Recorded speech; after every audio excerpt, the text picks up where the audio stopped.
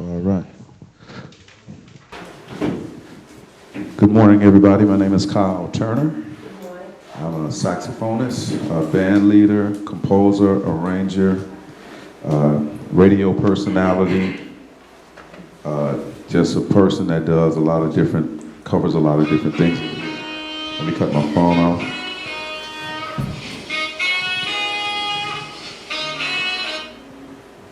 All right. Person that covers a lot of different things in music. Actually, that was a young musician right there that is want to speak to me about some radio stuff. I like the whole purpose of this camp, and I like this part of the camp. This is something that is new and different. And the reason why I like this part is because of the fact that you're getting information that, in my opinion, is you need to know before you even hit the stage. Does that make sense? You're getting a lot of information you need to know in terms of marketing and everything. You need to know how to handle your social media and how to do all that good stuff, okay? And then a lot of the stuff that she was saying, that's the, you need to be cognizant of that in terms of your personal life. You gotta have a balance of how much of your personal life you're gonna let out in terms of your fan base when you're an artist, okay? So I'm talking about improvisation, self-expression, and the professional mind. I'm gonna go to professional mind, and then we'll do improvisation and self-expression second, okay? As young musicians, it's never too early to start handling yourself like a professional, because regardless of what age you are, there might be possibilities that come along that will put you in a professional realm. Does that make sense? You might, even if you're singing at church, or if you're singing on a program, and you want to be professional, because your first impression is your lasting impression, okay? So first thing is that we have 3 saxophone players and 2 vocalists, right? How did I know that? Because I asked and I did my research. Anything that you're dealing with, and when you're dealing in a professional situation, you have to be careful of who and what you connect yourself to. Does that make sense? All right. Now, I'm gonna start with vocalists, because I know a lot of the musicians come in here, they might not address you guys, right? But as a professional musician, one thing vocalists that I definitely want to know, and it is definitely helpful whenever I have vocalists appear with me, is that you need to know this stuff too. Okay, so don't sleep on it. I recommend that you play some type of instrument, okay? Piano or guitar or something, okay? And I'm gonna tell you why. Because it'll help you understand this, and if you're singing with me, or if you're singing with me, and you call a song, the first thing I'm gonna ask you is what key it's in. Because sometimes you might get a song that might be too high for your voice or too low for your voice, am I right? So you need to know what key you sing every particular song that you have, which leads to repertoire. Vocalists, musicians alike should have a repertoire, okay? Repertoire is a list of songs that you know that you could perform, okay? As a veteran musician, I'm constantly working on repertoire. That is something you're gonna do throughout your whole career as a musician, okay? So you might as well start now, okay? Now I got my repertoire together, right? I have my songs together, right? I'm ready to go out and get on stage, right? Professionalism, be on time. And that type of thing is habitual, okay? It carries over to you from you being on time for school and anything that you commit to doing, being on time, okay? I was supposed to speak at 10 o'clock. I got here at 9:30.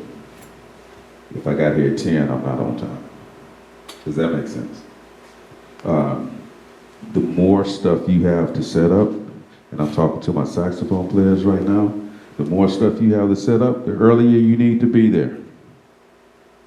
So if you're playing saxophone, flute, or 2 saxophones, tenor, alto, and flute, it takes you more time to set that up. Also, you want to make sure from note number one, okay, from the first note you play, that everything is in order in terms of sound. Okay? So, with that being said, is that if you have a rehearsal with Mr. Charlie back here, if the rehearsal's at 1, everybody needs to be in place, getting prepared for the rehearsal at 12:30. A couple of things happen when you are running behind, and this is what I found in my professional experience. When you are running behind, you are rushing.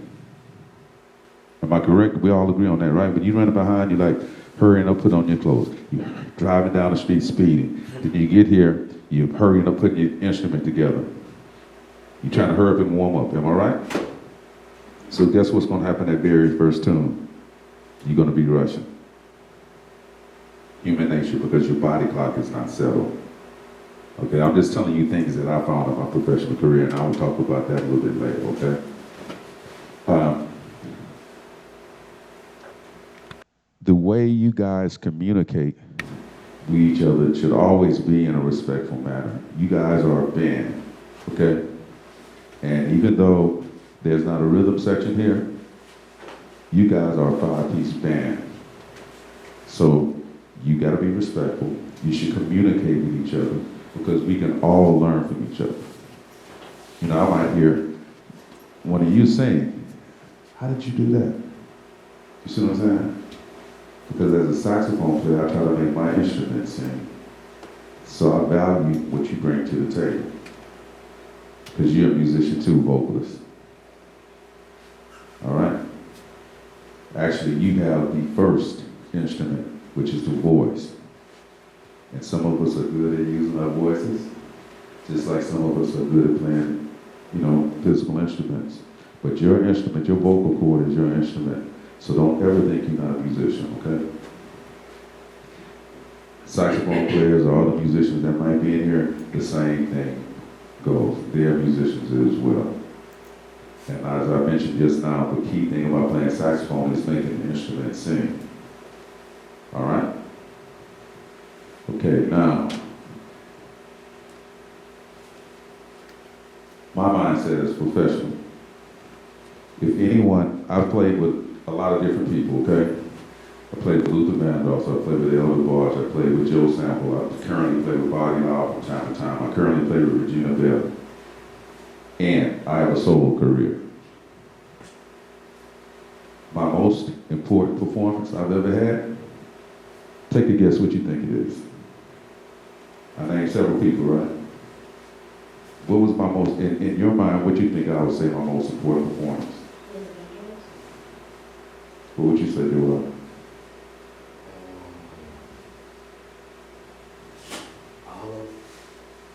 Who? All. Okay, you said all of them. Anybody else? Solo. Hmm? Your solo career. No, my most important performance is going to be at 8:45 tonight.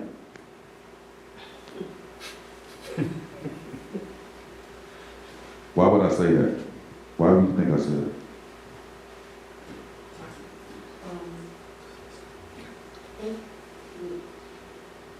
You say your most important performance. My most important performance is the one I had at 8:45 tonight. I played with all these different people, and that was only a few that I named.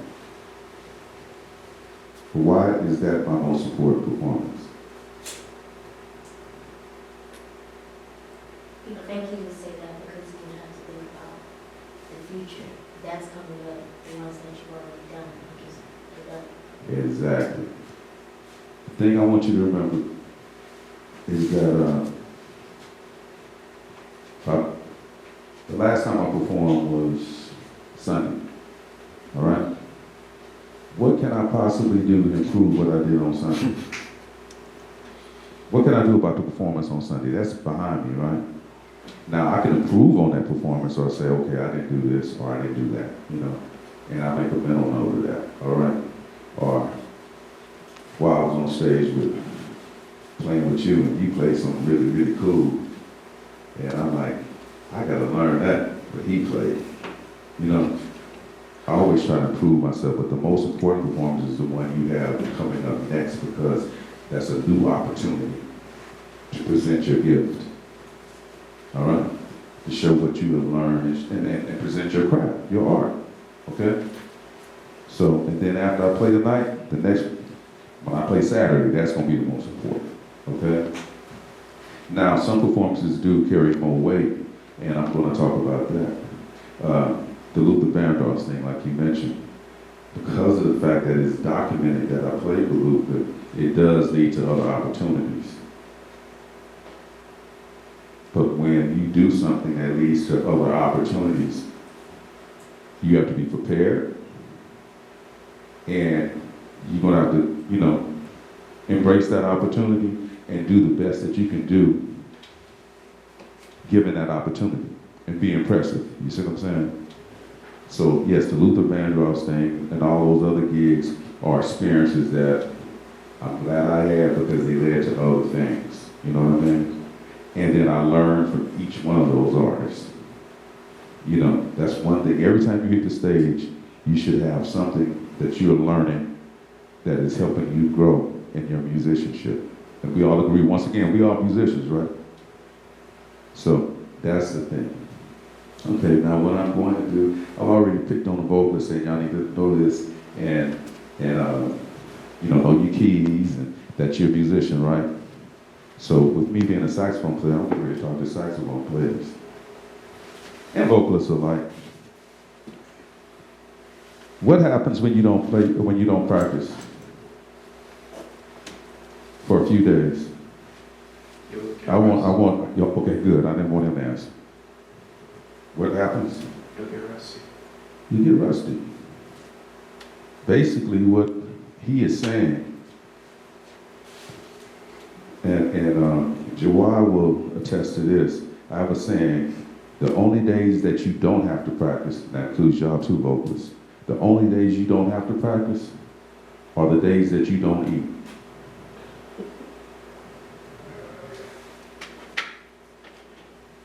The days that you don't eat are the only days that you don't have to practice. Because you get rusty, right? So you take a couple of steps back, right? Am I right? And then you are spending your practice time getting back to where you were, which is impeding progress. Does that make sense? At your age, a very dear friend of mine, his name is Darryl Levine, incredible pianist player. At your age, he has a term that you guys have that us at our age and with our schedules and everything, y'all have an advantage we don't have. Y'all have what he calls uninterrupted access, meaning that you can practice. You got time to practice. You're not worrying about no bills. You're not worried about putting food on the table for your family. You're not worried about your work day or things like that. If you are playing music full time, you're not worried about your travel day, because those are days that you might not have an opportunity to practice. If you have a travel day, and your travel day is about 10 or 12 hours. Okay? My last travel day was 14 hours. Got to the airport, flight was delayed, was in the airport all day, because everything backs up. Okay, so that stuff happens. But right now, every day, every opportunity, you should be practicing and working on your craft, vocalists included. Let me ask you something. Do you play piano or any instrument at all? Yeah. No, but I'm starting this year. Okay, I play violin that's good. for like 3 months. You play for 3 months, and then you stop? Because then I was good. Because the year before, I was doing acting, and then they switched me to violin. Okay. And my teacher told me that violin is good. So after I switched out from violin, I went to acting again, and then this year I'm starting to do piano. Okay. Good. Violin is good because that's a hard instrument to play. And then secondly, once you play it well, you have to play in pitch, which is going to help you sing in pitch. You see what I'm saying? How many of you heard of Babyface? By show of hands. Singer by the name of Babyface. You probably heard his music, okay? He plays guitar.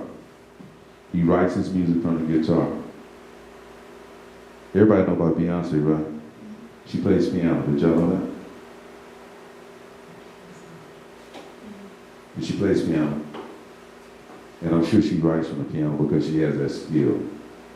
Okay, so, what's your name? Ali. Ali? Yes, sir. What's your practice regimen? I'm talking about everything, the professional mind, and we're going to get to all the technical stuff in a minute. But what's your practice regimen? Because that's part of being a professional musician. I usually start off with scales. I start with long tones, scales. Then I basically just get into the music. So on an average week, how many days you practice? Every day. Every day? Good. That's the answer I want to hear. Yourself? I know what you do. First I would start off with my skills. Mm-hmm. That would be my first thing I do. Then after that, I would start with trying to learn things that I don't know, like any music parts I don't know, and or like new skills, like minor skills and things like that. Okay, with any instrument, including voice, what you want to do is have an adequate warm-up. Long tones. Okay? That's where you start, all right? Because if you want to have long tones, help build armature and breath control and all that. All right? Same thing with you guys. Because the deal is this, is that your voice is very fragile, okay? That's what I learned from, like, Luther Vandross, Kenny Bell, Billy Paul, Elder Barge, all those great singers, all right? The voice is very fragile, so if you come in cold and your vocal cords are not warm, you can very well damage your voice, okay? Saxophone players, you just want to have a great tone. You see what I'm saying? You know, a gentleman by the name of Kirk Whalen, very dear friend of mine, big brother of mine that I studied with when I was your age, at playing over 55 years, still does long tones. I do long tones that's the first thing I do. Because one, you want to warm up the way your body works, and then two, we're dealing with music, we're dealing with a physical instrument, right? So we're dealing with the physics of that instrument. You want to make sure the instrument is vibrating correctly like you would do with your vocal cords. Does that make sense? All right. Professional mind. Show up on time. Make sure you have a good work ethic. Make sure that you're prepared, okay? Rehearsal. Is that my phone? No, I'm sorry. I'm sorry. Okay. There is a difference between rehearsal and practice. There is a difference between, and we're talking about the professional mind, okay? There is a difference between rehearsal and practice. Practice is an individual thing. We come together and rehearse. You follow me? Now, when we get to rehearsal, certain things might have to be worked out, but you should have, at that point, made 100% effort to work out and practice on certain details of the music that you're playing, okay? Certain details of the music. So when you come to rehearsal, we get together and figure out how we're going to play together as a group. Does that make sense? Practice is an individual thing. So, my practice regimen, long tones, scales. I'm a saxophone player, so we don't play chords, we play arpeggios, which are broken chords. Scale patterns. Some type of technique exercise. Okay? A lot of times we get caught up in playing the music that we don't work on our technique and think that's going to automatically come. In some cases it does, okay? Depending on the difficulty of the music. However, there are two books I recommend saxophone players. One is called Universal Method for Saxophone, the other one is called Furlan 48 Studies. They are technical books that you work out of. The reason I recommend those books, because the copyright of those books indicate to me those are probably the same books that Charlie Parker learned out of, that John Coltrane learned out of, that Lester Young learned out of, that Wayne Shorter learned out of. And then they got other books that came along. You see what I'm saying? But those two books dictate all those early saxophone players. That's how they learned how to play the instrument and got to know the instrument. Every day you're going to get to know something different about your instrument anyway. Can you name them again? The Universal Method for Saxophone and Furlan's 48 Famous Studies. Okay, the deal is this, and we can agree on this. We can listen to music and then we imagine ourselves doing certain things, right? You know, our imagination can be something else, you know what I mean? And I can hear all this music in the air, but if I cannot technically play it, if it is above what I can do technically, then I can hear it. You follow me? How many songs you say you play violin, right? How many songs that you could hear and you say, oh, I like that a lot, but you have to work on it to be able to play it, right? Same with you playing piano. Saxophone players, how many? We can all probably hum a Charlie Parker solo. You know, with this being a jazz camp. You see what I'm saying? A jazz workshop. We probably can all hum that, right? But if we don't have certain things in terms of knowing the horn and being able to technically pull it off, if I'm only able to play 8 notes and I can't play 16 notes at 120, and he's playing 16 notes at 120, yeah, I can hear it all day long, but I can't play it. You see what I'm saying? I can't physically execute it. That's the purpose of technique books, okay? Last part of the practice is repertoire. All right? Now the way,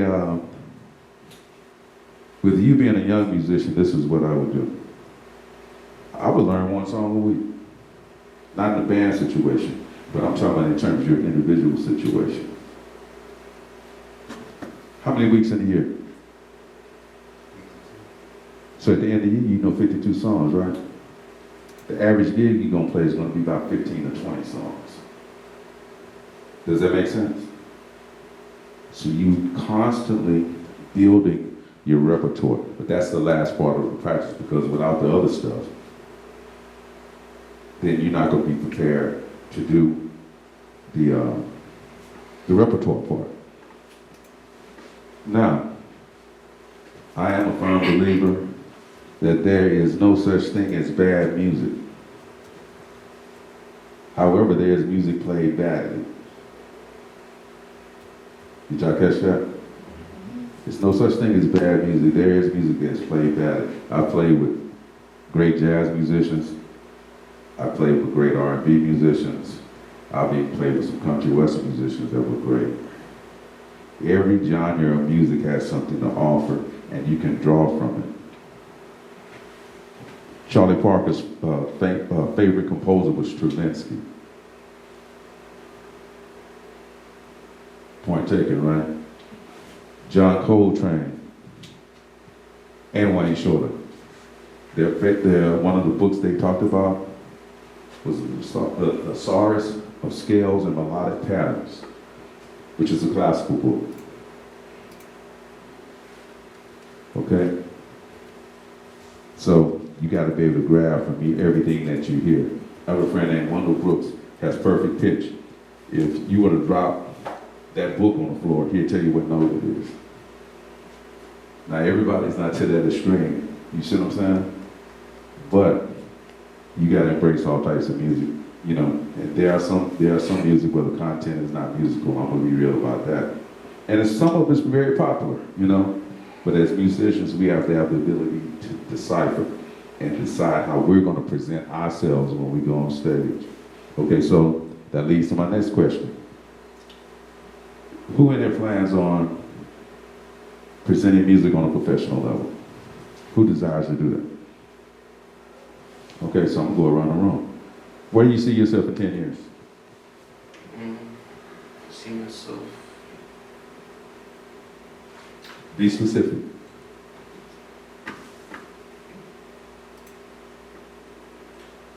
I would say performing live, live concerts. Okay. What genre?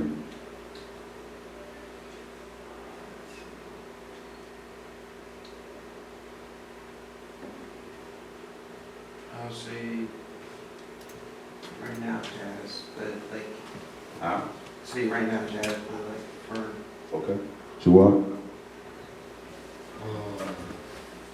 Same thing. I see myself performing live and also teaching and producing. Okay. What's your name? Ali again. I can see myself giving out lessons, teaching. Giving out lessons and teaching.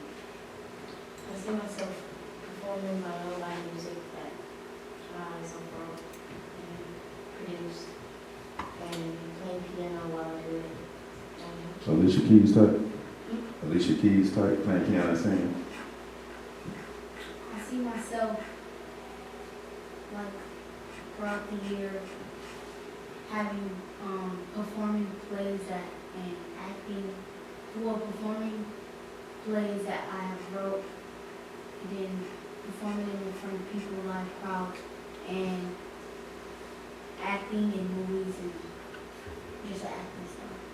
Okay, you talk about theater pretty much, right? That's like singing around. Right, musical theater. Okay, everybody had great answers and you got great ambitions, okay? So the thing, what you have to do is study people and research people that are doing it at a high level so you'll know what your professional mindset needs to be and what is required to reach those goals, okay? Now, I did ask a question that was long-term, right? As a professional, I have short-term goals too, okay? My short-term goal right now is to finish a record that I'm working on. You follow me? That's my short-term goal. Long-term is just continue playing music and continue growing as a musician and artist, okay? You guys are at the perfect spot and the perfect age to get all the information that you need to grow, okay? All right? Professional mind. Like I said, relationships. I did talk about that, right? Relationships. I did talk about relationships? Okay, building relationships with other musicians. You see what I'm saying? Even 5 years from now, if you need a saxophone player, I can call them. You see what I'm saying? One of these people, because you have worked with them together, and the same thing with vocalists. You know, if you need a vocalist, you see what I'm saying? If you look in my phone, every musician that is in my phone, you know where it has, you put the name and number, and then that's like a little memo at the bottom. It's going to have what instrument they play and what they do. Because I can just pull up the subject and all those numbers come up. You see what I'm saying? If I need a bass player, that's a professional mindset. So we talked about being on time, we talked about being prepared, we talked about practice is different from rehearsal. Being courteous and respectful of other musicians. And networking. That's what we just talked about. That's what that's called when you build a relationship with them, this networking. All right? So if I need somebody that I want to do an acting scene behind me, I know to call you. You see what I'm saying? You know, that's, you know, if I need somebody to play piano and sing, if I want to do a saxophone quartet, you see what I'm saying? That's important, very important, and it starts now. One example, and I'm not picking on you, all right? I asked him about a bass player. He only know one you can call right now. You see what I'm saying? Every musician that you hear and that you respect, and you say, wow, they're gonna bring something to the table, you get the information. Network with it. Saxophone players, y'all talk to each other about, hey man, I'm working on this. I'm working on that. You see what I'm saying? Very good friend of mine. He's not with us no more. His name is Terrence Tony. We both studied under the great Conrad Johnson. Terrence went to Kashmir. I studied under Conrad privately. I went to another high school on Despond. Terrence, and this is some old school stuff, okay? You can still do it on your phone, but we had the answer machines that you could push the button. Y'all familiar with that? We had to push the button and get your messages. Terrence would call me and wouldn't say a word. He'd play something on his horn and then hang up. I'll call him back. I'll play what he played. I'll go practice what he played. I'll play back to him what he played to me. And then I'll leave him something. And that was the way we communicated. We laugh about it when we got together in person, but that's the way our phone calls went. That was just our system. I'm not saying you have to do that, you know, but it's about networking, it's about relationships and growing together, okay? It's not a competition. There's enough room on stage for everybody. Amen. Okay? So, it's about learning. I'm talking about the professional mind, the way professionals think. If I call Kirk Whalen right now, I'm gonna tell you, he's gonna say, hey man, I say, hey man, what you doing? Man, I'm working on these skills. You know, if you, Jawad has studied with me privately. There are 70% of his lesson is stuff I've learned from Kirk Whalen giving me information. And I'm learning from him through the course of the years. But he's also said, hey man, I heard you do this on, when you played what was that? You see what I'm saying? So it's about networking, it's about relationships, it's about talking to each other, about communicating with each other, and becoming a family, regardless of whatever instrument you play. All right? The on-time thing doesn't only go for rehearsals, because some things are not going to wait for you. Like your flight.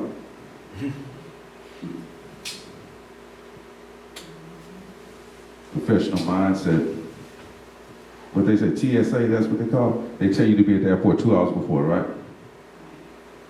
Am I right? Mm-hmm. Musicians, 2.5 hours, 3 hours before. I'm gonna tell you why. You might have this horn, which is made out of metal, and this backpack and have a wireless microphone in it. When I go through the machine, you might get stopped, and they check your stuff. So you rush it through the airport, right? And you get detained by TSA. The pilots and folks in air traffic don't care nothing about that. You follow me? So that goes back to the time thing, okay? Now, I'm gonna move to self-expression. Self-expression is how do you present yourself musically, okay? What makes you different? What makes Jawad's playing different, or you're playing different from mine? Okay? Because we playing the same notes, right? Right? There's only 7 notes. We playing well, it's more than 7 notes, but we're playing the same notes. Am I correct? Y'all singing the same notes, right? Y'all might have you might be an alto, you might be a soprano, but y'all singing, we singing the same notes. And there are several musicians that have playing the same instrument, same notes. So what is going to make you different? Self-expression, it starts with listening. It starts with listening. You should listen to, and we've already determined the voice. Once again, I'm re-emphasizing this. We already mentioned that the voice is a musical instrument as well. So listening. This is your assignment for right now. I want you to write down 5 people you listen to. Or you put in your notes on your phone, okay? 5 people you listen to. And they don't have to be the same instrument. Charlie. We're doing that. I'm going to do a confession to my man. Yes, sir.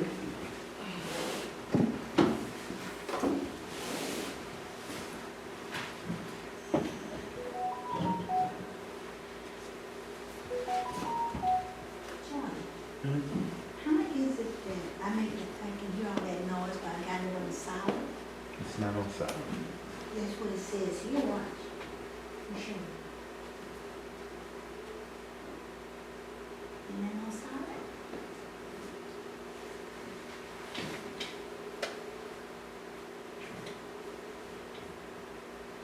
Hey, how long you gonna be here? When do you report to school?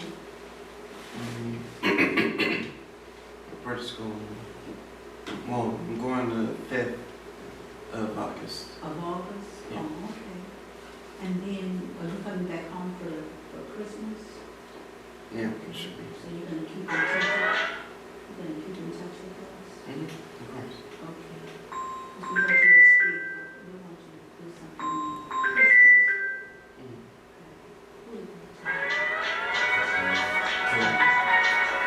You said 5 instruments of this, is it? Do everybody have their 5? Hold it to turn it on. Does everybody have their 5?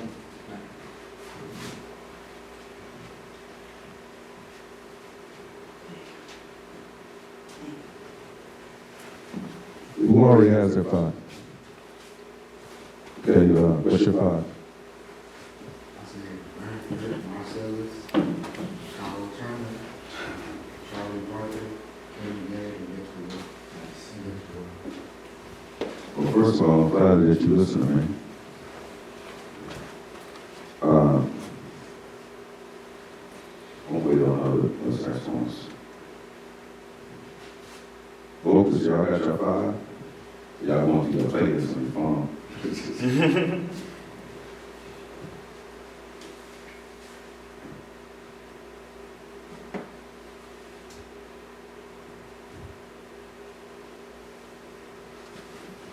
While you doing that, that should be something that should be a regular part of your regimen. There are 5 main people that you listen to, but I listen to everybody. But there are main people I listen to. Okay? You have a question? There's like really nobody in particular because like in the musical, like this theater musical, I just listen to Okay, I want to address that. I'm glad you said that. And actually, I think somebody's coming in here that can really address that. She likes musical theater. Yeah, I okay. think somebody's going to be coming through here during the course of this workshop. Yes. So we'll address that. Mhm.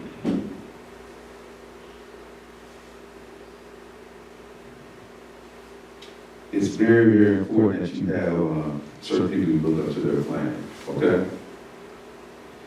And my list of 5 that I listen to changes probably every 3 months. One constant was Kirk Whalum, because he was at Ford in my development, okay? And he's constantly developing, and yet he and I have a personal relationship that we're talking about the horn, okay? How many you have? 5. Yeah, 5. What's your 5? Carlosian, Emmett Cumming, Patrick Hartley. There's 2 bands I listen to also called the 8-bit band and also the consoles. I like to listen. I'm asking you about that. You got, how many you have? 5. Okay, who you have?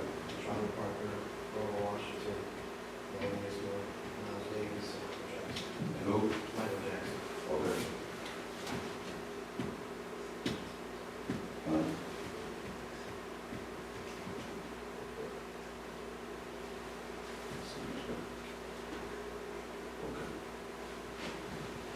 And they have All right. microphones. Are you still recording? They're just not Okay. using, but I can hear it. Oh, you can still record? So,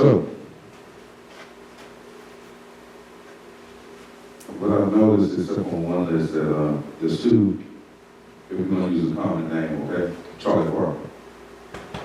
Why and what you listening for? I would say it's uniqueness in how he plays. Huh? His uniqueness in how he plays. Okay.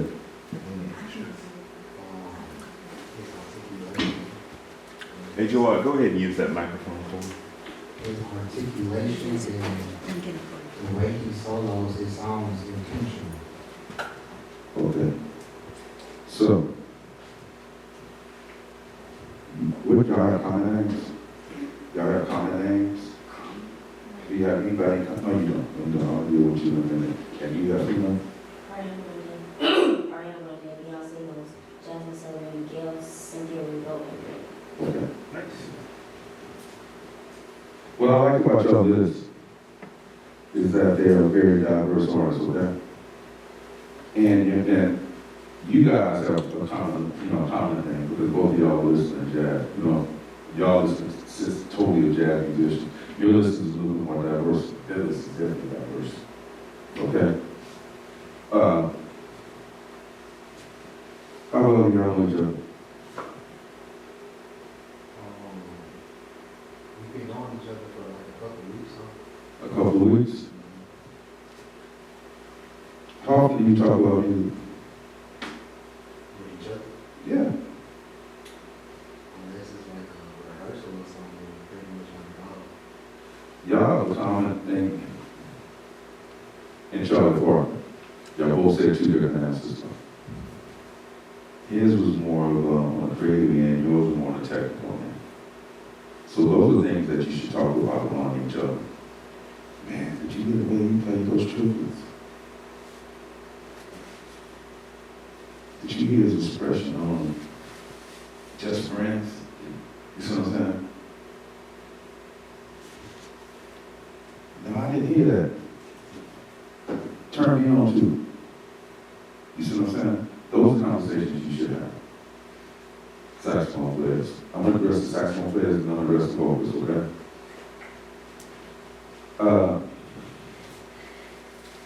Actually, I'm going to address everybody. It's important to listen and have influence, okay?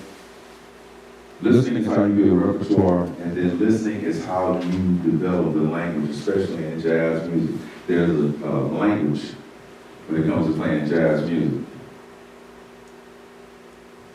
You guys started, both of you guys started Charlie Parker. Nobody said Sidney Bechet, who was before Parker. Nobody said Lester Young or Coleman Hawkins, who Parker got this stuff from. You see what I'm saying? Have you, let me ask you a question. How many of you heard a saxophone player by the name of Michael Brecker? Okay, Michael Brecker killed a saxophone player. The thing that impressed everybody about him, because first of all, he played a lot like John Coltrane. He had straight ahead records, sound like Train. But he also sound like Train would probably sound if he was playing on Cameo, because he did record for Cameo. You see what I'm saying? But he said 80% of what I play is from my biggest influence, which is John Coltrane. He said that in Jazz Hits magazine. Okay? So basically, he talked about everything that he got from him, which comes back to listening. In order to be a great vocalist, in order to be a great saxophone player, you gotta listen to great vocalists. And that's for you too, theater. Because you're doing musical theater. You gotta listen to great vocalists. And then guess what? Y'all gotta listen to great saxophone players. In modern music, I love Beyonce's music. Okay? Love her music, but she don't use saxophones. So if I'm trying to listen to learn how to perfect my craft on saxophone, that's not who I'm gonna listen to. Does that make sense? If I'm trying to learn, if I was a singer, I would listen to great singers. I wouldn't listen to Kenny Garrett, who's a great saxophone player. I would listen to him, but I'm talking when I'm listening to learn and get and receive information. Okay? Playing any type of music, and it goes to self-expression, is about if you're gonna be unique as an artist and really learn how to play the music and learn the language of how music is to be played, it is about listening. Okay? I'm a jazz saxophone player. My biggest influence is jazz. However, if Garth Brooks was to call me, he's a big time Grammy Award winning country artist, okay? If he was to call me, I can't go into to do a recording session. I can't go in his recording session sound like Charlie Parker. I have to be able to sound like what that music dictates. That's why listening is so important, okay? Also, if you're doing a lot of listening, certain things are automatically going to come into your playing, okay? Certain things are going to come into your playing. With musical theater, how much musical theater do you watch? Or do you go to? Like how many plays I go to? Yeah. I don't usually go see them. Okay. Well, let me ask you this. Let me ask you this. Do you watch plays on TV? Okay, that counts. That means you studying what you want to do. It's important, it's important that you study and see and hear what you want to be. Does that make sense? You said Jasmine Sullivan, right? Great singer. Okay? So we understand that 70% of it in terms of the artistry and getting on stage and preparing is about listening to various people, okay? Now, I'm gonna tell you what happens and how that has to do with self-expression. You guys have 5 different influences, right? Am I right? That's your 5 different artists, right? So you picking it and grabbing stuff from each one of these artists. You see what I'm saying? I like that Charlie Parker lick. I'm gonna learn that in every key. I like that Grover Washington Jr. lick. I'm gonna learn that in every key. You follow me? I like that Wayne Shorter lick. I'm gonna learn that in every key. I like this Kirk Whalum lick. I'm gonna learn it in every key. So you get influences from all these different people, right? And then you listening and just your environment and you practicing, guess what? You're gonna have a combination of all these people you listen to, and then you're gonna come up with something that is uniquely you. You see what I'm saying? Because what I said earlier, we playing the same notes. You know? Now you might come and hear me play and say, oh man, that's Bird. Well, wait a minute, he just played a combination of something. That's kind of half Bird, that's kind of half Wayne Shorter. But he put his own thing on it. You see what I'm saying? I play a lot of Charlie Parker stuff when I'm, even the urban stuff I'm playing, but I ended with stuff that I learned from all the people I've heard. You see what I'm saying? And as a saxophone player, I'm gonna get to that in a minute.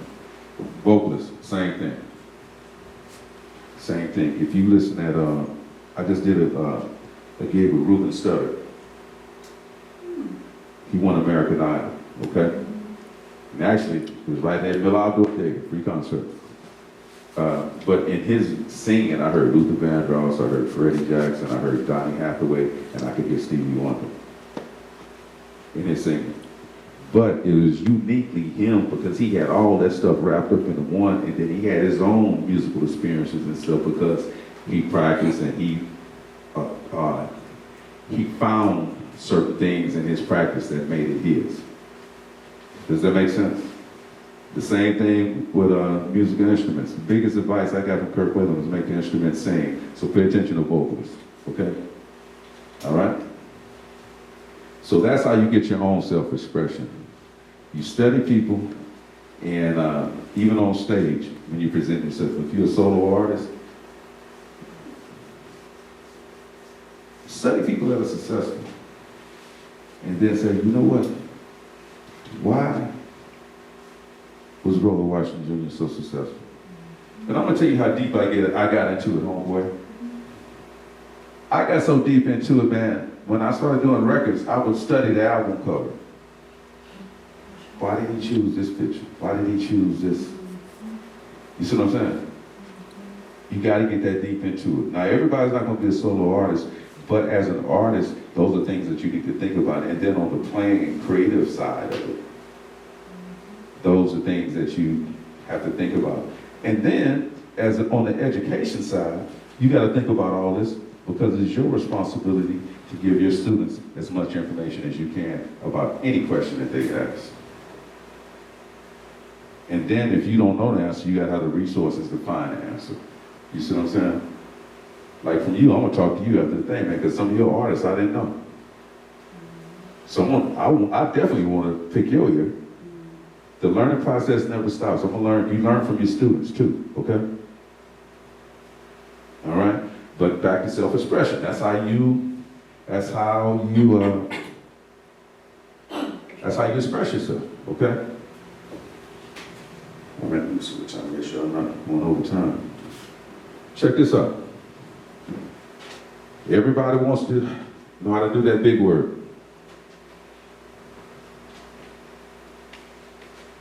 It starts with where I left off. It starts with what I left off. If you want to be a great improviser, you got to listen to great improvisers. Okay? You got to listen as saxophone players, like I told y'all, and I'm going to address you guys first, and then I'm going to address the vocals, okay? You got to go back and know the history of the horn and where the horn come from. All right? Everybody, I'm gonna speak on trumpet players. I got a lot of friends that play trumpet. Everybody thinks, it is commonly thought, okay, I'm not gonna say everybody, it is commonly thought that, well, I'm gonna go back and study the history of the horn, so I need to start with Louis Armstrong. Nope. Start with Buddy Bolden, where Louis Armstrong got his stuff from. You see what I'm saying? So, if you're going to talk about Bird, which all of us had in common, right? You got to think about Lester Young, Coleman Hawkins, Sidney Bechet, all those guys that came and laid the groundwork for what Bird, through listening to them, did, and in his individual practice, led to him discovering the way he changed the way we play modern jazz. But you got to have that first, okay? Branford Marcellus, conversation with him. He was out there playing a whole bunch of horn then, but he said I had to go back and get what Lester Young and Coleman Hawkins was doing in order for me to keep pushing forward. See, in order to know where you're going, you got to know the history of where the horn been. Does that make sense? It goes back to why I said that universal method and Furlan book, because those were the only books copyrighted that dictate that they learned from the books. The other one, and I gotta say this, back then most saxophone players started on clarinet. And there was a book called The Close. That book, okay? That's how they learn in horn. Okay, so to learn in the horn. In order to be a great improviser, you gotta know your horn. Okay? You can't be a great improviser if you just playing from C, low C, to second legend line C. Because you got notes above that. You see what I'm saying? You got to know your horn. And keep evolving on knowing your horn. That's where the technique exercises come in. Yes? What do you mean by knowing your horn? Exactly. What you saying now? What do you mean by like knowing your horn? The example I just gave is like, you gotta know how to get around on your horn. If you don't, I said low C, right? To second legend line C, correct? So if you don't know how to play B and B flat below that, or play C sharp, D, E flat, E, and F above that, you don't completely know your horn. That was just a very basic example I was giving, okay? You gotta know how to get around on your horn, meaning that it goes back to the technique thing. Because any good technical book is gonna give you something that takes you out your comfort zone. Because everything, including your voice, you do stuff and you do stuff well because of muscle memory. You follow me? Anybody knows what muscle memory is? Everybody knows what muscle memory is? Who doesn't know what muscle memory is? Okay, muscle memory is that when your brain triggers something that you are able to do it physically. If I told everybody to touch your nose, you're gonna automatically do that. Okay? Muscle memory is that when you see a C double sharp, you automatically know what that is. You see what I'm saying? Kyle, muscle memory is how most people commute to and from work. Exactly. Not thinking about it, you're just, you see that thing, you make that turn there. What street is that? I don't know, I just turned at that sign. Exactly. Exactly. So we have to operate like that as musicians. So I'm hoping that's answering your question about knowing your instrument. And then what you do in terms of your technique. And like for example, if I had a lesson with Jawad at my time. He played the lesson, but then what I did, I made it harder because he had to play it faster. Whatever you learn, you try to find a way to make it harder, or you move to something else that you can't do. Okay? All right? Did that answer your question? Yes. Okay. So we were at knowing your instrument. Vocalists, knowing the range that you can sing in. You know what I mean? Because we hear all kind of stuff and jump out of range. Am I right? All right, so knowing your instrument. Knowing your instrument. Now, this is the tricky part. There are some musicians that can get away without knowing this. That's about 5 to 10% of people. All right? That's about 5 to 10% of people. I think the word for them was savants. The rest of us, it is wise that I know when I see this, I know that's going to be B, D, F, and A flat. You see what I'm saying? Because of the fact that that is what is going to help you navigate through stuff. So learning the history, learning the theory and what different stuff means. When I look at this, when I see that chord, I already know that I'm playing in the key of E flat because the 7 mean that we're playing off the 5th degree of the major scale. I didn't have to think about it. Actually, I just randomly pull it off the board. You see what I'm saying? Some people just, I don't know what I'm doing, And even though I naturally hear a lot of stuff, and I have to think about what I did, I might play a lick and I say, what you did? I don't know. Because as you get more advanced with this, and recognizing what this means, the bigger this is going to become.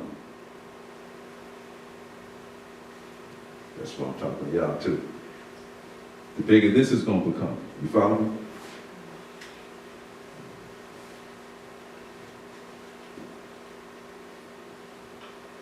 Saxophone put with everybody. Can you think of a lick by one of your favorite players that you probably can hum in your head right now? Can you think of one? You don't have to sing it, I'm not putting you on the spot. You can think of one that you heard, you're like, man, that lick is, woo, right? Your favorite lick, or you can think of a line in somebody's song that you like? Your favorite lick, line, or whatever you want to call it. It is important that you learn it in every key. Every key. All right? That's what makes this journey a lifelong journey. You follow me? I'm still trying to play some stuff, trying to play in every key. And guess what? I'm probably going to hear something that he played next year, And I'm gonna try to learn in every key because the learning process never ends. And can you get into them what learning it in every key means? Like how they, break down what the notes mean, what they're essentially the function of the notes? Right, okay, for an example.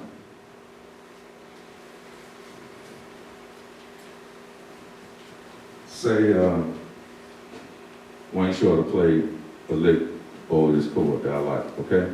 First of all, I identify what the chord is, okay? And I identify the key signature, all right? Or even if I didn't do that, and I can play that lick in that particular key, okay? Then guess what I'm gonna do? I'm gonna play it a half step up, chromatically up until I get to that octave. So what I'm saying is the lick started on the 7, okay? Say it started on A flat, right? And I play a lick, and typically the way I learn is I might do, I typically deal with 1 or 2 measure phrases. You gotta learn the whole phrase, okay? Started on A flat, right? I get that out of my fingers on A flat, and I'm like, wow, I learned that lick. I learned that Wayne Shorter lick, right? And guess what? When you learn that Wayne Shorter lick, you're a better musician. At that point, you become better because you learned something that you didn't know. You see what I'm saying? But then you gotta, like I said, make it harder. So the lick started on A flat, right? The next step is you learn that lick started on A. You get that, then you learn to start on B flat. Then you learn it in B. Now the way I do it is I get manuscript paper, I just write it out. Some people are able to do it by hearing the lick, okay? Does that make sense to you? That's why y'all gotta know the instruments. All right? Piano or something, okay? Saxophone players, it's making sense to you? Because guess what? If this is the chord, actually, if this chord changes, and it's a B7 instead of B flat 7, I can't play the lick that was written in B flat over that B7 chord. Does that make sense to y'all what I'm saying? Make sense to my saxophone players? So that is why this is a never-ending thing. But keep in mind, you got to put all this stuff together and make the horn what? It begins with an S. I said it very early. Sing. You listen to great improvisers, you listen to great improvisers, they don't sound like a technique book. They sound like they're holding a conversation. How do you practice on making more parts? I listen to a lot of singers. That's number 1. And then number 2, I don't want to be one that's saying, okay, I'm gonna play this over this B flat 7 because it's theoretically correct. Because if you're doing that, it's gonna sound like a method book. All right? It's something of a combination of all those 5 players and all this stuff, all this information that you got, that it becomes natural, that your muscle memory takes you to different places because of all the information that you got and what you're listening to. And that's that muscle memory on every level, like from what you're playing What to you listen what to. your horn can do to what your actual fingers are doing to what can work over that chord. Like you've practiced all of that beforehand. So when it comes time to play that note over that chord, you're not thinking about the theory, you're thinking, here's what comes next. And you know where it is, because you've done it 1,000 times before. Okay, so I'm gonna give you a perfect example, and this is a real life situation. I play with a great piano player, so I don't want you to limit your listening to just your instrument. Okay, I play with a great piano player named Gerardo Vanni. So he played a tritone lick on piano, and it was right before we ended this solo. So I wanted to start my solo with that tritone lick. I got through the first 2 things of it. You see what I'm saying? And then, even the audience started laughing. Because they saw me feeding off of what I heard him play. You see what I'm saying? But then I got, I got kind of caught up, but I was able to fix it because I know my horn. You see what I'm saying? I just transitioned to something else, but I was trying to melodically do what he did, right? Relationships and networking. Man, what did you play? He said, when? I said, look, I tried to, okay. He said, what did I do? You see what I'm saying? And then he was able to show, he said, I did something like this. That's when it comes to communication. I just want to point this out. And so just like him explaining that, you would have had to have a little bit of understanding to know that a tritone is an augmented fifth, and it comes down to communication. So the guy can just tell you what he played, or you can use your ear, but you know what that is because you've studied it before. And then all this information, to answer your question, all this information that you got, okay? Then that's when you start singing and making a conversation. It's a gentleman from Houston, Texas. He's deceased now, played with the Crusaders. I'm gonna tell you what, his name is Wilton Felder. I'm gonna tell you what I like most about his playing. Wilton will play some fast stuff, and then he takes a breath. Mm-hmm. And then he'll play some more stuff. You see what I'm saying?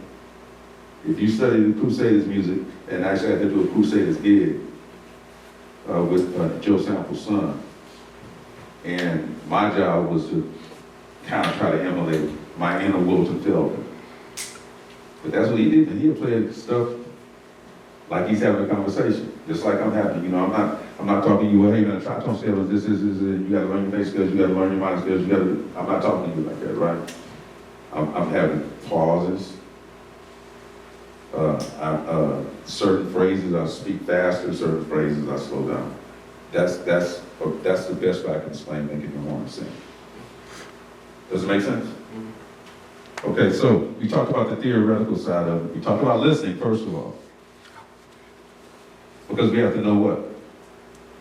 It begins with an L. The language. Remember I mentioned that earlier? Okay, let me ask you a question. You have a younger sibling, okay? Younger sibling. Don't know how to talk, right? You at school all day. Parents at work all day. So everybody leaves the house at 7, right? Everybody settles back in about 6, right? However, the babysitter that your younger sibling stays with don't speak English at all, they speak Spanish. What do you think that your younger sibling gonna speak? Spanish. Because of the fact they're around that language. That's why it comes back to listening, okay? So, if anything, you say, well, what's the most important part of being a good improviser? Is listening to great improvisers. Because that's how you're gonna learn the language, okay? Listening, all the practice stuff I talk about, being prepared, and being able to execute what you're hearing. The next thing is transcriptions. Because transcriptions are going to force you to learn the language. I keep using him as an example because of the fact that he's taken lessons from me before. I know one solo that he's transcribed already, and that's a Dexter Ward solo on Night Tunisia. He's working on John Coltrane's Blue Train. And I think we've done, what Charlie Parker did, was it Moose to Mooch. The importance of that is that people that give great speeches started out as a kid basically transcribing speeches, and in most cases with us, is I have a dream. You see what I'm saying? But they start off saying word for word, imitating who they're trying to sound like. Okay, the same thing with music. Because of the fact that, guess what? You might be playing a Kenny Garrett blues, And the next thing you know in your improvisation, because you got all this information in your head, you got all these tools in your head, you might end up playing some Charlie Parker right in the middle of that, and you don't like, where'd that come from? That's the beauty of all this, because you got all this information, and then stuff just comes out. You see what I'm saying? So listening is number one.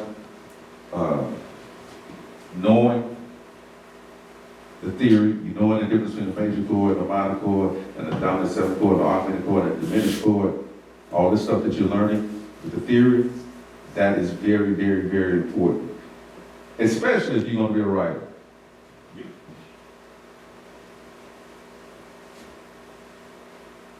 And then, the last element, and a lot of people don't talk about this, is getting reps. What do I mean by getting reps? Like, I want to say sets. It is having an opportunity to get over there and have to play and find out what works and what don't work. Reps is typically an athletic term. Repetition. Doing something over and over, and you learn from your mistakes. And you learn what doesn't work, and more importantly, you learn what works. Y'all get this? I'm expecting some big things out of y'all too now. All right? So, at this point, I'm gonna open everything up to questions. I know I gave you a lot of stuff to think about. So, any questions? No questions? Okay, got that line.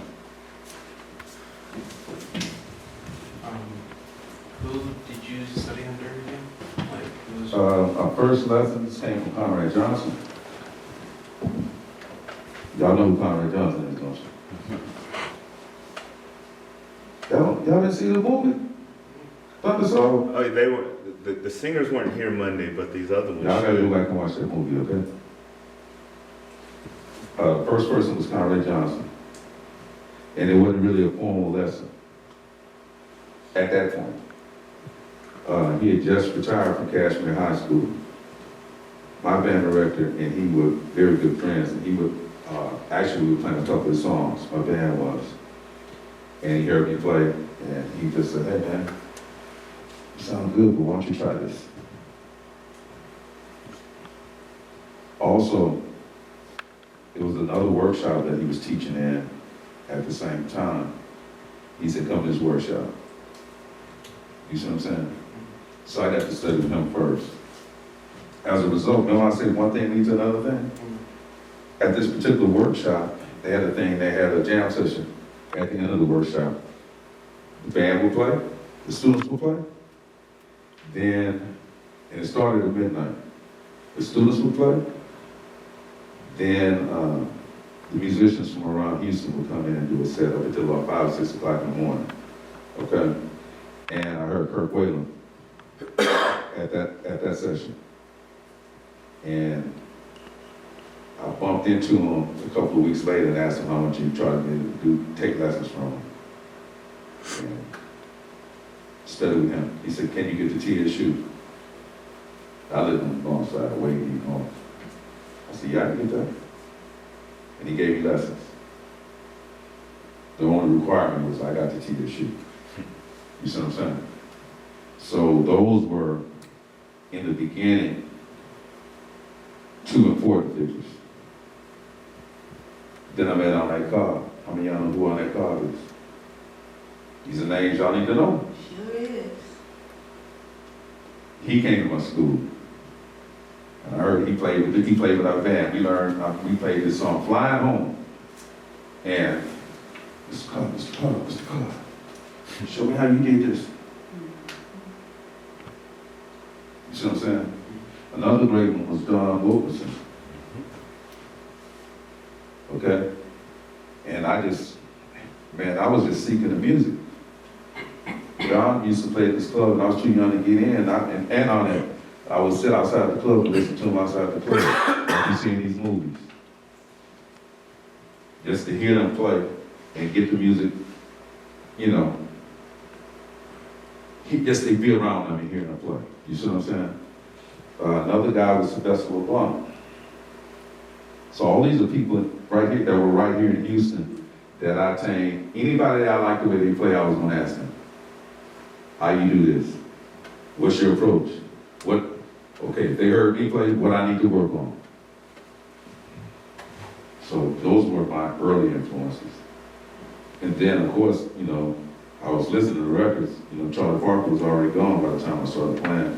So they were like, man, you need to listen to Charlie Parker. Okay. See what I'm saying? When I started playing first chair alto, and the big, you know, with the stage bands, you need to listen to Johnny Hodges. Okay. You see what I'm saying? Did that answer your question? Yeah. Any other questions? Yes. Hold on.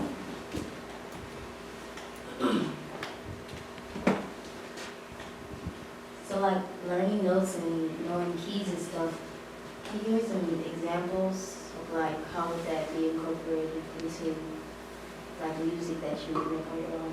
Okay, I host a jam session every other week at a place called Emmons. And actually, she coming? Who was that? You spoke to her earlier. Regina? Huh? Yeah, she's not coming today, but she is coming. Okay, well, She and Cliff Alexander. I hope you know Cliff Alexander. All the Tuts. Oh, yeah. Under the Stars. Okay, they all that's gonna be a good one for you. Yeah. Theater Under the Stars, yes. Okay, for example, Regina came and said with my band about a month ago, Miss Hearn, you'll meet her. And she said, I want to sing I Got It Bad and It Ain't Good.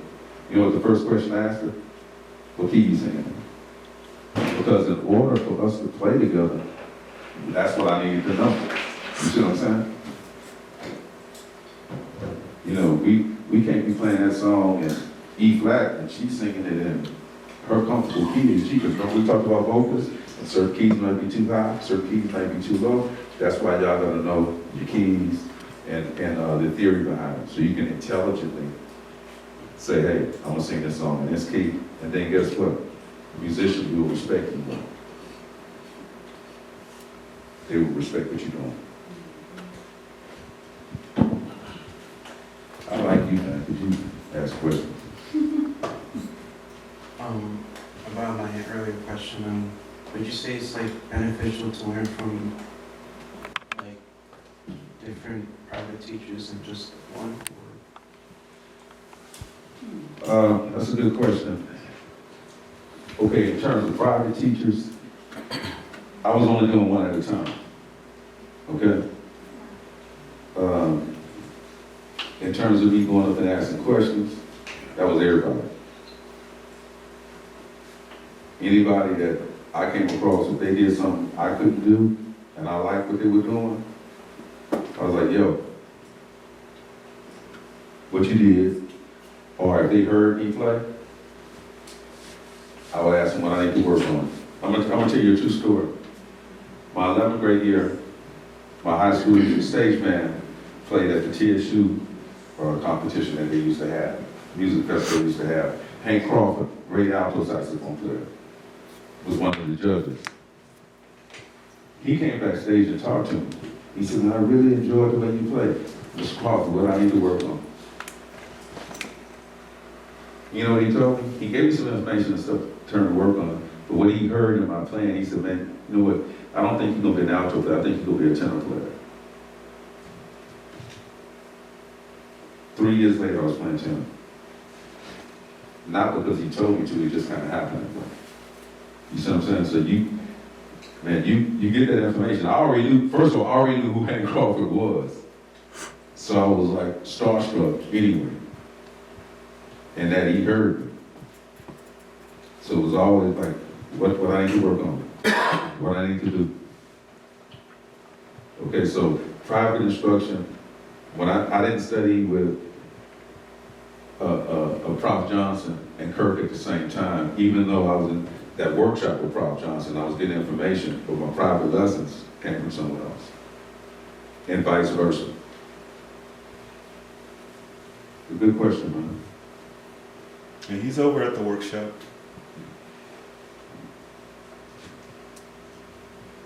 But you asked me a few questions in my lessons. I already know. He probably already know what I'm gonna say about certain things. Any other questions? And it can be about anything that we talked about performance, professional mindset, about what to practice on. It can be any question. It don't just have to be about improvisation. We can get him and don't get you. So when you said about how you said like you were gonna play like tenor, it's kind of like two questions. One is like, how did you figure that you would play tenor, and also Probably because at that time I was taking lessons from Kirk Whalen, who was a tenor player, and some of the stuff I played probably had tendencies of tenor players. I wasn't sounding, I had Charlie Parker stuff, but I was sounding more like a tenor player in terms of my improvisation okay, and my phrasing. and does that like also can also be like set for everyone else, or once they know the instrument that they're gonna play, is it something? Well, they say, I can't say that. That was my experience. Everybody has a unique experience, okay? Because if you go to a Grover Washington Jr. concert, when he was alive, he had alto, tenor, and baritone on stage. You see what I'm saying? You know, so that was just my personal experience. And then what happened after that, I started playing with a blues artist by the name of Johnny Taylor. And I played the tenor chair. You see what I'm saying? So it just kind of evolved into that. Yeah, when I heard you say that, it reminded me of when I went to this jazz a jazz concert that was at the Empire State Jazz Cafe. Yeah, I played it before. Yeah, a guy named Roy Jackson was there. Yeah, well, I talked about it. Hmm. He was one of my students at Smiley. Gotcha. But he had both his alto and tenor, so I just wanted to know if it was something that everyone experienced. Okay, Roy was playing a tenor only in high school when I taught him. You know, but like I said, it just depends on your own experience, and then it depends on what you're hearing. Mm-hmm. You know, I'm not going to tell you how to be creative. Your creativity is yours on your own. You know what I mean? Mm. And what you're hearing in your head is uniquely yours. Does that make sense? And you got some good questions, man. So when you up there soloing, and how are you able to like keep like a steady flow and not like run out of ideas or be stuck or something? Years and years of information. And at the end of that solo, I probably couldn't tell you what I played. Because what I'm doing is I'm trying to be musical and try to make the horn sing, and I'm trying to create different colors based on whatever the piano player or the harmonic structure is. And I'm not thinking about chords at that point because I already got that here. And I already know. My muscle memory takes me to different places based on what I've done in the past and the study and everything, all that cool stuff. Okay. So you don't really think about like theory and chords, so you just kind of just like. Because I've already studied that. He's already thought about it. I've already studied that. So you just kind of like, so you just kind of sit there, like listen to yourself play, and you like can guide yourself in certain places. At that point, I'm not even thinking about it. So you just play. I'm playing. I'm playing based on years and years and years and years of practicing, years and years and years of studying, years and years and years of listening, and then knowing my instrument. Now, what I might hear in my head is something actually, I do hear melodic, you know, something. I might hear a line melodically in my head, but I'm not thinking it, but it happens like that. I'm not thinking about, okay, well, 4 measures from now, I'm gonna play this. You know, it's like, It's true improvisation, it's creating on the spot. Based on all the information that I've gathered through. And what you'll find out, the longer you play and the more you study, the more information and the more tools you have to choose from in terms of your playing. You know what I mean by tools, right? Do y'all know what I mean by tools? Like stuff I've studied that, you know, like tools of different scale patterns, hearing different harmonies, and knowing what I can play on my instrument that will fit a lot of you. Like when you're singing a song, you're not thinking about the song, you know, you just singing a song and you want to sing it and fit, you know, you want to sing a tune and then you're singing the song. You might add lib on that song, but you're singing based on the information you have and what you hear here. You know what I mean? And it might be something that came up spontaneously. Right? Good question, right? Yes, sir. So I just like that, like there's, because he's saying all the same stuff I've told you guys before, and like there's no amount of being said to you that can like make it click for you. It's gonna be one of those things, you're gonna do all the stuff that's being said here, and one day you're gonna be in the middle of a solo, and something's just gonna come out, and you're gonna play what was in your head, and you're gonna be like, oh! And then it's gonna be like, why was that so? Because it wasn't. You just started doing it. You're so much into your head beforehand that you can get out of your head in the moment. Okay, can I ask you a question?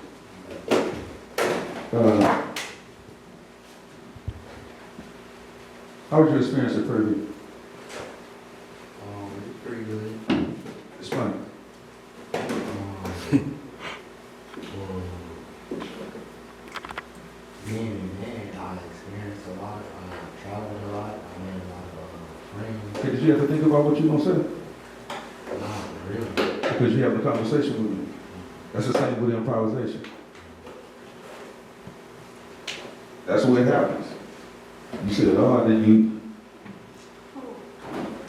you're gonna face the whole I saw like conversation.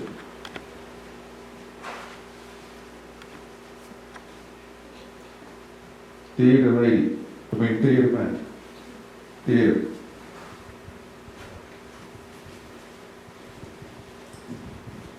No questions? Why not? See, you don't do no theater. I'm talking to you. That's why you don't have no questions. What's your name? Rashad. What's your name? Brianna. Okay, what school you go to? Rose School for the Performing Arts. Where is that? Which one? School in Wallaceville. Wallaceville, okay.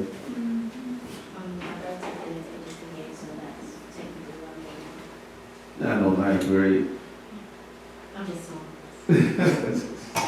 What you gonna say that they just with? Boys? What you gonna do that just with you? I wanted theater and choir, Okay, cool. but I'm gonna And you doing theater at your school in Wallaceville? no, I just sing music. Okay. But tell them about what you guys have done Sure. thus far. Huh? They're professionals. Tell them, they're professionals. Tell them what y'all have done thus far. What did y'all perform last? We performed 2 months ago at the Williams Center in downtown for a play that was original from Montreal. So you already know the process. Mm-hmm. Okay, and when Miss Hearn comes here, she's gonna explain too, because she does a lot of stuff at the ensemble field. Oh, yeah, I understand this. You had an ensemble, well, you're gonna see, well, you'll see her a lot. All right. Wish both of you much success. We did two plays at the Williams Center. One being Beauty and the Beast, and then the original play that one of the teachers made. So my Okay. school, I've done Lion King, and I've been Lumiere for Beauty and the Beast. So what was your part in the Lion King? Were you doing any singing? Simba, young Simba. Nice. Or you was a Yes. fair part? Any singing? In Beauty and the Beast, I did the Egg Seller because it was my first year, and then this year I did Oh, you could definitely sing And I did this year about 2 months ago. I got one of the memorial plays, and I did singing. it. Okay, so I do want to let you know this, is that everything we talked about is going to make you enhance your theater stuff. The lady that is coming to speak, I saw her, I think the place called Pool and Porter. She did a lot of improvisation. Oh, you saw it? So you know this. That's who's coming to speak to you. And I'm some of my upcoming artists. You know, upcoming artists. Okay, what genre? You already told me. Yeah, R&B. R&B. I like a lot of different genres. But guess what? All this is important. Have you ever heard of a singer by the name of El DeBarge? Yes, sir. He was with a famous group called The Barge back. They would have big hits back in the 80s. But he's a solo artist now. He is probably one of the most gifted people I've ever been around in my life. And I played with a lot of people. He would get on the piano and play and sing. Even though he didn't, if you saw him at his performances, you probably never see him on piano. But he would get a rehearsal and I was at a party with him one time, and it was a piano that he sat down there for hours and played. So that's important. That's why y'all, both of y'all, because it's only gonna make you better musicians, okay? It's gonna make you better at theater. It's gonna make you better in your solo career. Good question. No question, man? None on your mind? No questions? Okay. Any other questions? Adults, any questions? Yeah, I was just thankful, I was just saying, I'm just listening to you, and I'm hoping that you guys, take in, what he's saying, but not, this is not the last time we are doing these, presentations, and they're gonna be repeated, and this opportunity, because it's not a lot of you, but much of this that you hear today and days in past, you're going to remember, say, oh yeah, I heard that. Particularly, you guys, when y'all go back to the road school, you're going to be far more advanced because of what you have heard here. And don't let this, like I said, don't let this be the last, because if you guys think about it, you have questions, even in your schooling, you can call back and ask questions that we should be able to answer. Whether you're calling Mr. Turner, I'm calling Mr. Naomi, we are open here for you, even after this workshop is over next week. So we plan to do some things and add to this. And you keep hearing about family, you hear it, because that's what this is. If you could listen to me. Okay, so think about your questions. Ali, I'm talking to you too.